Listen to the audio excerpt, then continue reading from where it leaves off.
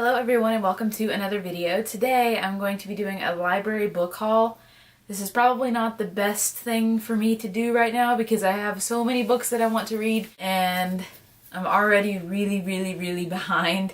So this was probably not my best idea, but I went ahead and picked up quite a few books from the library recently. First, I picked up 6 Months Later by Natalie D. Richards. I don't know anything about this book. The cover just says, "Forgetting changed her, remembering might destroy her."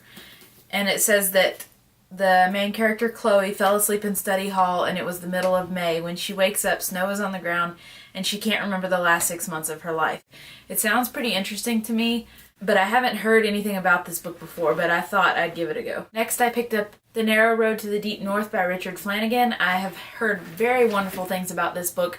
This is a little bit more adult than what I usually read, but I'm really looking forward to this. I don't know very much about it. I think that it is a historical fiction novel, and I don't read a lot of those unless they're young adult, but this one is actually an adult novel, so it should be interesting. I'm looking forward to getting into it. Next, I picked up Girl Overboard by Justina Chen Headley, and this seems like a young adult contemporary. I think that it's about a girl whose father is really rich and she's really into snowboarding and she gets into a snowboarding accident. I think she has to go to a rehabilitation center for her injury or something like that. I'm not really sure what the high point is of this book, and I don't know if I'll get to it, but it looked interesting, so I went ahead and picked it up. And I went out on a ledge and I picked up a nonfiction book.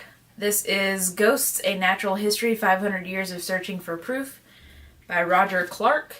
And I'm kind of into the paranormal, supernatural things, so I thought this would be interesting. I like watching the TV shows that come on about ghosts and things like that. This one really caught my attention at the library, and it's one of their new books, so I figured I'd try it.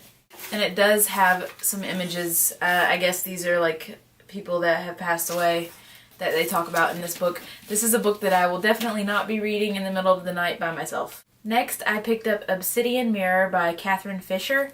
This is by the same author that wrote the Incarceron series. I have not read that series, so I don't really know how good it is, but this book seemed pretty interesting. I'll read this to you really quickly because it's pretty short. It says, "The Obsidian Mirror, its power is great and terrible. Men have been lost in it, the dead brought back to life through it, and the future annihilated by it. That's what will happen unless the mirror is destroyed. Someone has been sent from the future to do just that, but someone else will protect the mirror at all costs, obsessed with its power. And yet another needs the mirror to find a murdered father and save his life. Only one can succeed." Sounds pretty good to me. And lastly, I picked up A Nothing Named Silas by Steve Westover. I've also never heard of this book. It seems like a young adult dystopian novel.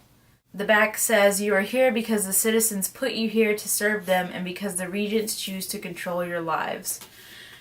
And in the inside flap says, "Silas was trained to become a leader, to be a part of command, but when labor chooses him as a recruit, he's forced to endure the humiliation and isolation of an ordinary worker, and he soon realizes that the tyrannical labor regent wants to break him completely, but the regent isn't the only one pulling Silas's strings.